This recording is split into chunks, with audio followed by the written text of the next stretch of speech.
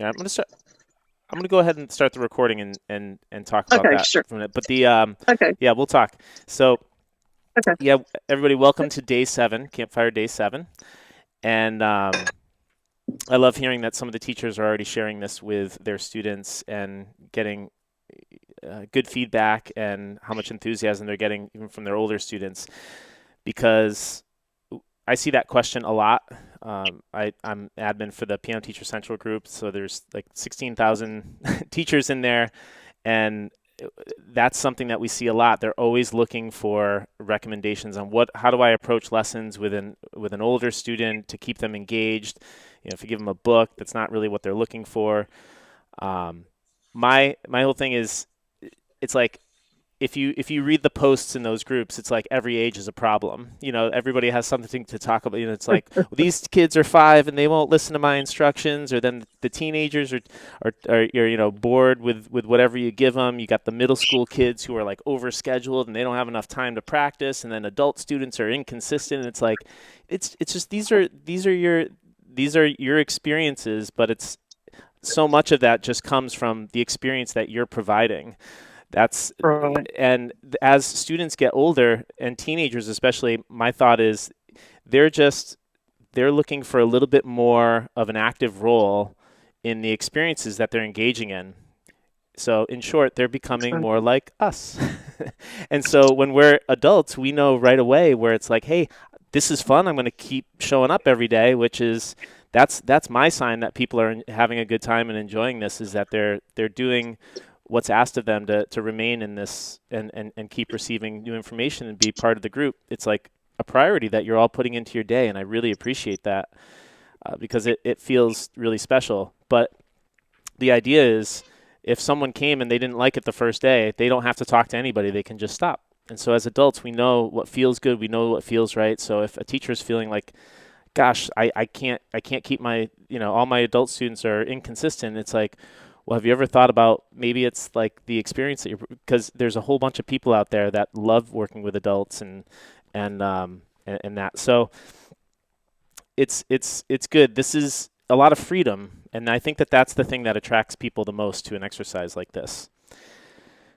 And yesterday, just to kind of quick review on what we were talking about yesterday, I felt in the initial presentation, I just hadn't really said it out loud yet, and it wasn't very polished. So that's why I did a follow up 3-minute video last night that I thought more clearly explained it. And leaving the canvases out, the whole purpose was really about phrase development and this idea of the left hand following this very structured path. We're just, it's like, think of a child at the campground. It's like, stay in our site. And they just kind of like run circles around and they're following the instructions and the guidance and the structure there.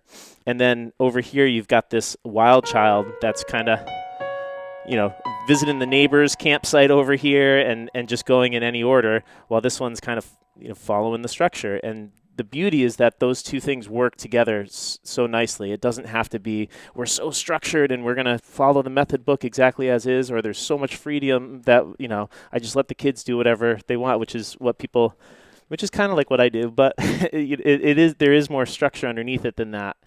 And this idea that you can have both. That's Angela and I were talking about this yesterday. We could talk more about it in the group, but this idea that the two work beautifully when they come together. So this idea of left hand following the path while the right hand develops a phrase. Oh, sorry.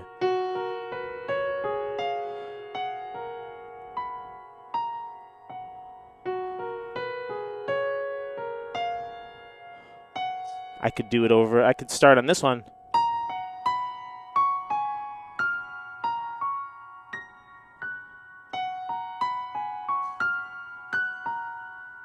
I can do it up here. Okay. So that was kind of the idea, is being in this range and letting it explore a little bit. They're not using the whole thing, the entire path. They're just exploring, kind of the neighbor's site over here and say, come on, back in the yard, get back over here. So that was really what yesterday was all about. Today we're going to be doing more. I think of this as like hiking. So now we're gonna access the whole path here with a similar exercise. You could think of it as developing what I just did, phrases in different areas.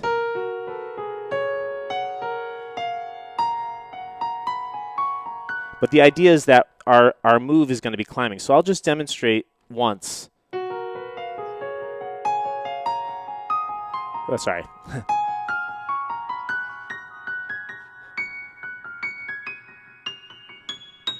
That was a pretty clumsy demonstration. But the idea, see, when you're trying to show something to somebody, it's like you start thinking all in your head. You'll hear this. Last night I recorded it. I couldn't believe it. I looked at the clock. I was like, that was a 10-minute recording. I lost myself in doing my own exercise. And I posted in the group, around the campfire, that I was enjoying this process. And they were like, oh, I wanted to hear it. So I said, okay. So this morning I shared it. I said, it's a practice session. But, you know, it's like somebody's watching me now, so I messed it up.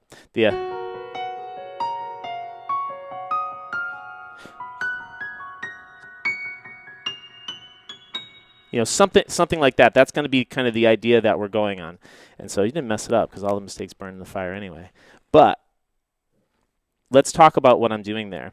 Now, one of my students noticed when they were watching the recordings, she said, "Hey, when you were playing the right hand," she's like, "were you only using," and then she named all the notes of the G flat major scale except this one.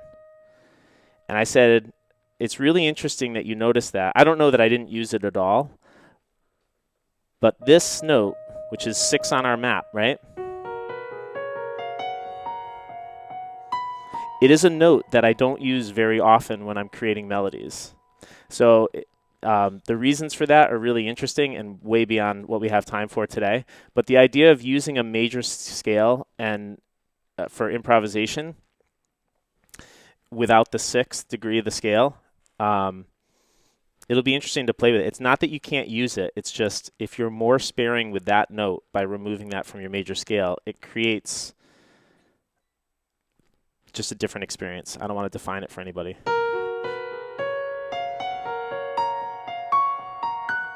So that whole run I just did, I completely avoided these notes. Now again, for this exercise, we're gonna kind of think of this 6th degree as like the puddle, right?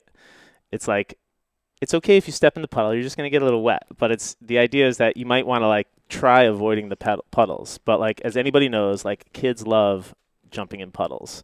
So you know, however you want to bring this into the mix, just know that you can do that.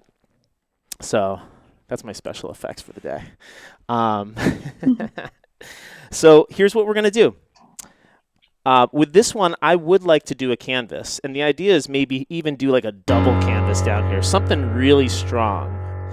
A really strong sound down there. And the left hand, similar to what we did yesterday, where it followed this structured path of just these 3 notes circling around the campfire, we're going to let the left hand access the whole path, but not the borders, not the full landscape, just the black key path. So the left hand, I hop over the puddles. If I hit it, it doesn't matter. Okay? And so, again, left hand accesses the whole path now. It's still a structure like we had yesterday. But the structure is, it's got access to only the 5 black keys, only the path. Hopping over the puddle, hopping over the E flat. And with the right hand, you have access to the whole path, basically exactly what we did yesterday. It's just instead of only exploring the, going to the neighbors over here, we're gonna go take it all the way to the top, like we're hiking up a mountain. So the general trajectory, the general movement is the whole line's going to be going up. We know the left hand's just following that path, so the right hand has to like stay ahead of it. I'll demonstrate slowly. So the left hand.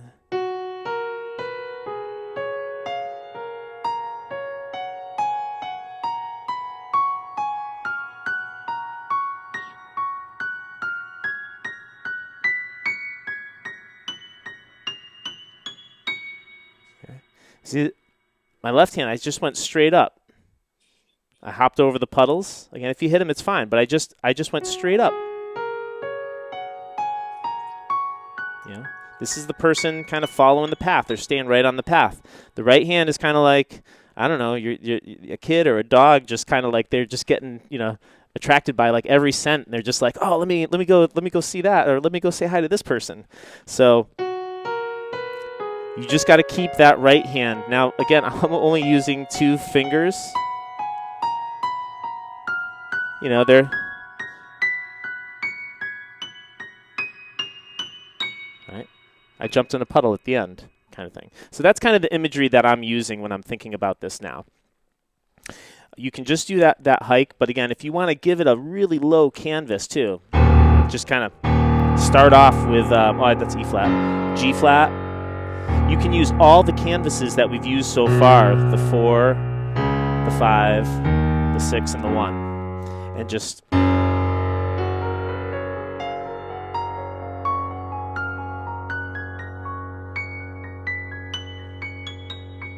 so it's up to you what you want to use for fingering. This can be done with 2 fingers. If you feel like your fingerings, your hand position is getting you in the way of creating stuff, go slower and use just 2 fingers. So you're like pointing, you're tracing the whole map, okay? All right. Hopefully that's not too much instruction for today. It's really just an expansion of what we did yesterday. And again, it's just a puddle. if trying to like think about avoiding the 6s, just include them for now. That can be a thing we do later. You're just going back and forth, right? Per finger. So left, right, left, right. Heidi, not in this one. This one's kind of pairing off with what we did yesterday. Thank you for asking that. That's a great question. I'm not only just alternating. I'm thinking independently now. The hands are kind of doing their independent thing. Right hand, left. I might include some back and forth, but the idea is that they both have the freedom to move when they want. It's just the left hand's only got those black keys going all the way up and following in a straight line, and the right hand's bouncing all over the place, whatever whatever visual, you could think of it as a butterfly just flying all around you. Whatever you want as far as direction there. But is that clear? I think so. Okay. we'll try it.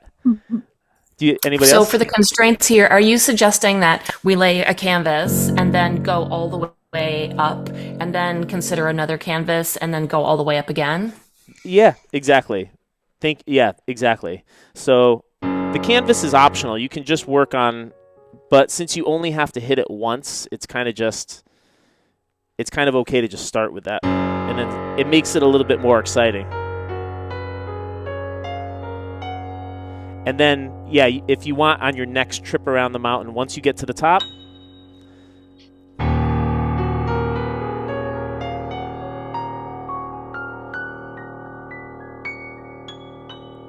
you could try different canvases.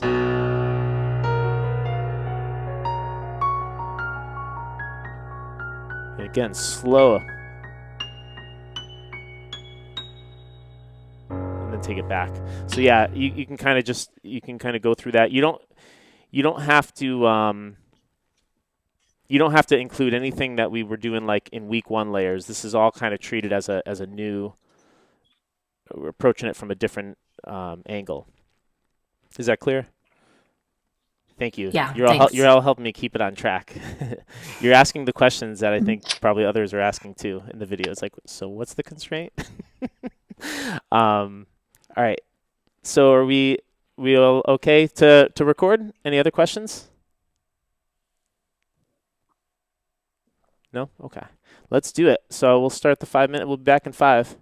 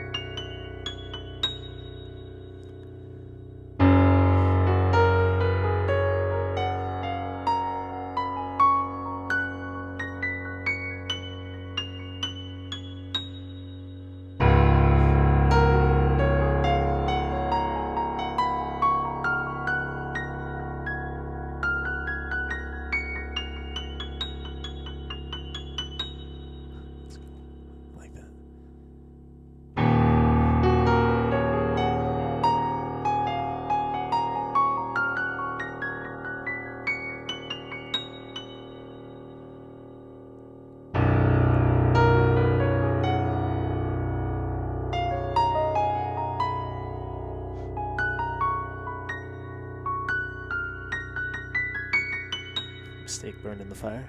For anybody watching the video, it was not supposed to hit that one with the left hand. Stay on the path, right? That's okay. It burns in the fire. I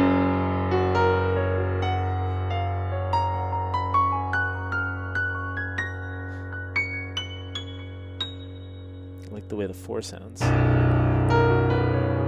It's like each one of these is a different mountain. When you're on top of the mountain, you can see other mountains around you. It's like, it's the view from over here. It's the view from over here. It's pretty cool.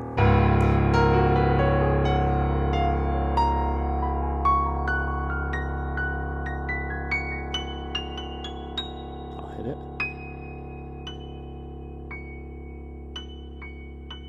Back and forth. Hop in the puddle. Cool.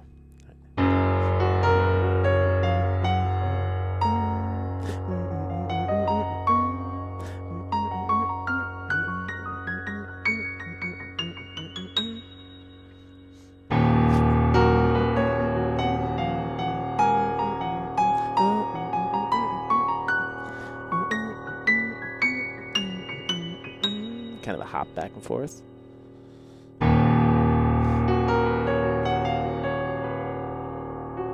Different mountain.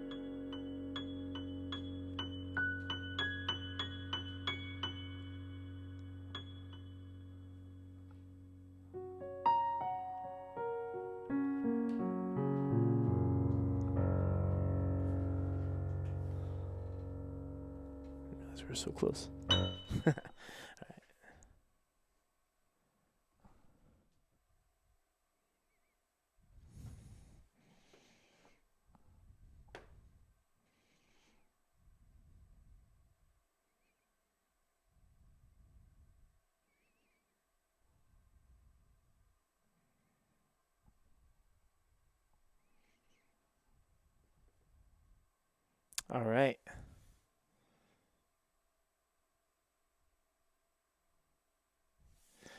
So if you're all set with your recording, I'll hang out for a few minutes if anybody has any questions or wants to chat. And then if you're all set, I will see you tomorrow. His lips are moving, but I think he's muted. Oh. Good call. But the good thing is you'll actually get all that on the recording. I was just checking in if anybody had any questions before we break for the day. No? Okay. That's cool. Yeah, we'll see. Wait, just one quick one when I was playing. Yeah. Now with the right hand, you're allowed to go up and down a bit. Yeah. As you explore. Okay. Yeah, exactly. Okay, Because it's kind of like they the dog runs out, they come back. So that can kind of go both directions. This could go both directions too, but I was kind of the trajectory was you wanted to keep it moving up and kind of keep this ahead. But you'll notice I was even talking to myself a little bit in my recordings, just sharing some things, which I think could be a cool addition, is like share some of the thoughts that I have as I'm creating. But even when I got to that one, I thought it would be fun to go behind and then kind of come back. But again, that's more as I offered that constraint, I was like, that's one that you can remove later too. It's another thing that you can now you can. And the idea, I kind of gave you the instruction of just kind of go straight up the path. But again, that's another constraint where it just helps people if they know that the left hand, the decisions are already made, what's happening. But yes, the right hand can go both directions, which is the question you originally asked that I could have answered. Okay. Finished Well, answering I a like minute your ago. answer better. And I just have another similar quick question, but Yeah. I noticed that sometimes just there you were actually playing both hands at the same time. So sometimes your right hand might play at the same time as your left. Okay. So if that's me forgetting the constraint. For the most part, I was actually going to mention that afterwards, where I try not to at this point, but it's okay if they do. the thing is, if it happens, it's not a big deal. It's just if I tell people that they can start doing that right now, or students, they could start getting some just intervals that that kind of are a little jarring, and so we are gonna get to playing. Actually, Hands Together is coming tomorrow, but if you do another recording and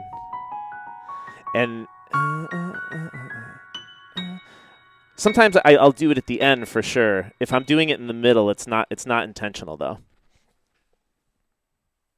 Yep. Cool. Well, that was fun. Let's do it again tomorrow. All right. We'll see everyone soon.